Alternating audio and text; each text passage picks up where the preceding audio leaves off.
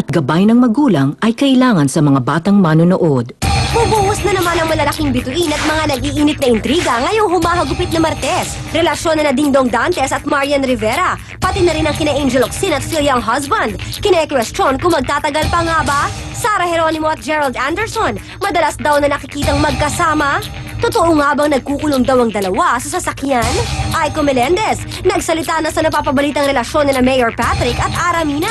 Broadcaster na Simon Tulfo, nagdagdag ng kaso laban sa mag-asawang Raymart Santiago at Claudine Barreto. Iza Calzado, masaya para sa kanyang indie film. Pelikula nila ni John Lloyd Cruz, tinatapos na rin.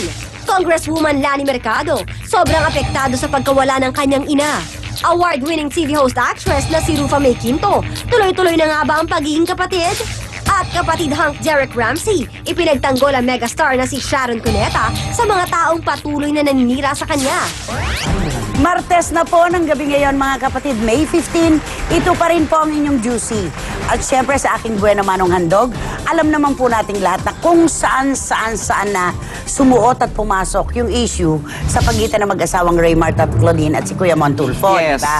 Nagsalita na magkabilang panig, nagkademandahan na sila. Pero kamakailan, nung Friday ng hapon, ay muling nagpunta sa piskalya ng Pasay City si Kuya Ramon para magdagdag pa ng 2 kaso laban kina Raymart at Claudine. Di ba kinasuhan din ng mag-asawa? Tapos ito iba na naman. Yes, may Dito child mo. abuse na laban kay Kuya Ramon. Si Kuya Ramon naman, slight physical injury at saka grave coercion. Ang nangyayari ngayon, may nakuhang ebidensya si Kuya Ramon na sapat para dagdagan pa niya at iangat yung kasong dating isinampa sa mag-asawa. Ngayon, naging serious physical injury na siya at saka grave oral defamation. Bakit na yan At ito saka ebidensya na to? grave coercion. Ayon sa kanyang dokumento na aking nabasa, noon daw palang pinagtagpo-tagpo sila pagkatapos ng kaguluhan sa NAIA Department, sa NAIA Police Department. Pagpasok daw ni Kuya Ramon, nagsalita ng matitindi si Claudine katulad Ay, sus. ng mabuti nga sa'yo yan, matanda ka. Ala. Kayong mga tulfo, puro kayo mayayabang. Ala. Kung di ko pa alam, akala mo wala ko alam sa'yo, kung di ko pa alam na gumagalaw ka, pinababa ko na yung termino ha, sinabi ko na lang gumagalaw. Gumagalaw ka ng mga PUTA at mga Japayuki. So, nasasaktan syempre ang mga kababayan nating nagja-Japan dahil doon.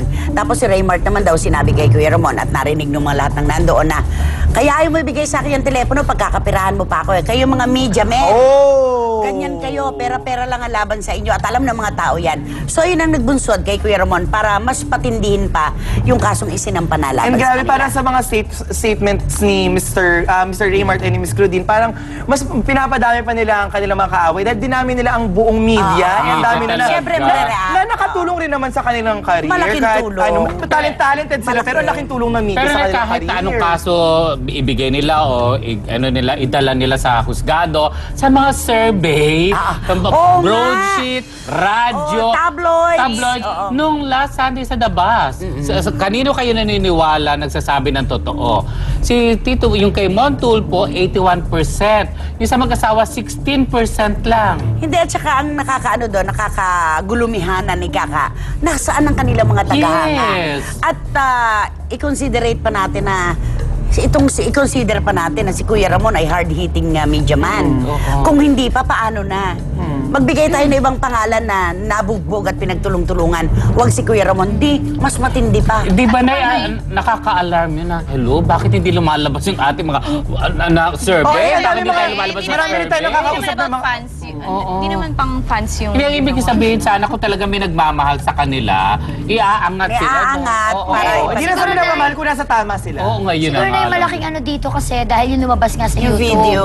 Kasi nga ito yung pinakamarami talagang naka-view, di ba? Ito yung sabi nila, before that, may nangyari talaga pa. Ngayon kasi, syempre, sa kasamang palad, hindi yun na video. So, ang mas maraming nakanood, yung itong after At nagbigay na rin ng payag Gladys yung mga kinawawa niya at Yes, minura oo. ng mga ground Yes, and yung ground steward na yun, si Miss Bokbok. Si Miss Bokbok, nag-resign na. And magsasampa ng kaso yung kanyang mami. Nag-resign. Sa HR dapat dadalhin ng kaso. Ewan ko lang kung itutuloy pa nila. Pero nag-resign na siya sa Cebu Pac. And after nung incident with Miss Claudine Barreto is 4 days hindi pumasok yung ground steward na yun kasi Iyak sobrang daw na na-trauma. iyak. At saka Hindi lumalabas ng bakit lagi inuulit ni Raymart na hindi, sa akin okay lang ito pero sinaktan niya yung asawa ko Pero hindi, Huwag sige, ganon. hindi. Sinaktan niya, sinipa niya asawa. Sige, granting na unang nagpakawala ng suntok si Sir Mon Tulfo. Ganon kagrabe yung ganti mo sa isang senior citizen. At pinagtulong-tulungan nyo. Public perception. Talo talaga sa public sila. perception. Ang laki-laki na Ay, bilang ng nako. ginawa niyang video na yan sa YouTube. Sobra. Ay nako mga kapatid, diretso na po tayo. Heto ng ating Express Pasabog Top 5. Express Pasabog Top 5. Congressman Nani Mercado, sobrang apektado sa pagkawala ng kanyang ina. Kasabay ng importanteng araw para sa mga ina ay isang masakit na katotohanan ang kinailangang harapin ng pamilya ni Congressman Nani noong linggo na madaling araw dahil sa pagpanaw ng kanyang inang si Mrs. Justa Hernandez sa edad na 87. Madaling araw ng Thursday, nung napa-CT scan ng mama ko, at binasa ng doktor yung CT scan niya, brain dead na ang mama ko. Meron na siyang cerebral hemorrhage which was caused by several strokes. Kasi 87 na nga ang mama ko. At nagkaroon siya ng maraming mga strokes in the past. Dugtong pa ng kongresista, Maswerte kami na nakita namin yung 87 years ng mom ko. She has 15 great-grandchildren. Nakita niya kinasal ang mga apo niya, na may anak na din. Nakita niya naging congresswoman ako. So, she has lived a full life. Sabi ko nga, ang galing mo naman mama pumili ng araw ng kamatayan mo, Mother's Day pa. Tapos 95th anniversary pa ng Lady of Fatima. So, talagang pang mother talaga. Mother na mother ang nanay. Tapos na tayo sa issue na yun. At para naman, move on Ang na ganda ng tayo. outfit mo, pero waka-talkie. Ito na ang aking time to shine. Napaka-corporate. Oo. Ito na ang ating showbiz feed. Marian Dingdong at Angel Phil maghihiwalay. Sulat ni Tito Alfie Lorenzo sa Abante. Feeling ko promo. Dahil magsasama raw sa isang pelikula sina Dingdong Dantes, Angelica Panganiban, Angel Locsin at Zanjo Marudo, kaya siguro lumalabas ang mga isyong ito. Sa tingin nyo daw ba ay posibleng maghiwalay ang... Siyempre, hindi naman natin masasabi ang future, pero siyempre we're hoping na hindi talaga dahil nakikita naman natin na nagmamahalan ang dalawang couple na ito. Nasa pool mo na yan. Yes. Sumasang-ayon kami sa'yo. Maraming salamat. Pero na, di ba, totoong promo yan. Kita mo nangyayari kay Angelica Panganiban at kay Derek. Kanino siya dinidikit sa kilikili ni Piolo. Tama. Yan naman kay John Lloyd. May gagawin pa nga siya with Dingdong at Sanjo. Another, Dikit naman yun, yun. promo. Diba? Pero alam mo, iniintay ko magsalita si Angelica regarding yun sa mga pinagdadaanan nila ni Derek Ramsey. Pero palagay ko hindi na kasi nung makita ko talaga mata lang niya nagpapaliwanag ng lahat-lahat. Tahimik lang yung bata. At hindi natin alam, baka umaasa pa rin na magkabilang kampo na Magkabilang. magkaroon pa rin ng Kasi happy lalim na ng ending ito. relasyon. 5 years na is 5 Di ba, years. Nay, Oo, hindi naisulat biro ni yun. Nay Lolit, alam niya sila pa rin at walang away. Oo, kasi ang dami nga nakakakita raw ng sasakyan ni Angelica doon sa kondo ni Yun. Derek. May magkaaway ba nga din sa sasakyan lagi? Para sa proseso Baka sila ng naman pagbabate. Ay, sige! Okay mga ka-freshes, eto naman ang ating Express Pasabog Top 4. Express Pasabog Top 4. Iza Calzado, masaya para sa kanyang indie film. Pelikula nila ni Lloydie, di pa rin daw tapos. Hindi naging sagabal para sa pelikulang Mga Mumunting Lihim ang mga bigating bida nito tulad nila Iza Calzado, Agot Isidro, Julian Santos at Janice de Belen. Dahil kahit na hectic ang kanilang schedule, ay mabilis pa rin nilang natapos ang kanilang shooting. Kaya naman abot-abot ang pasasalamat ni Iza sa lahat ng kasama.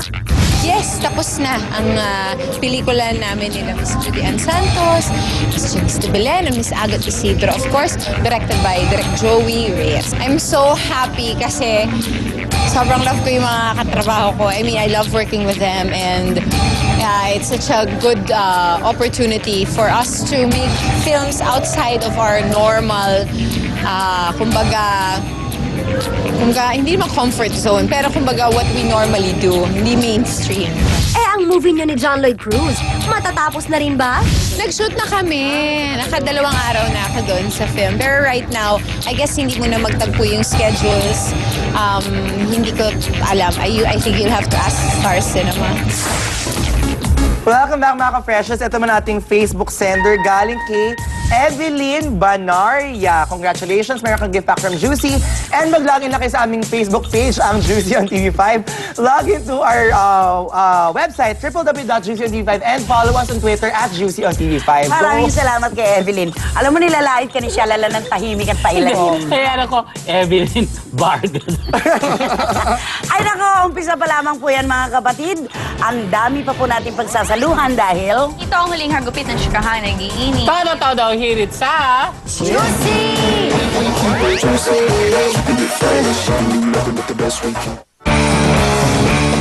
Don't go away, magbabalik ang Juicy dito sa TV5.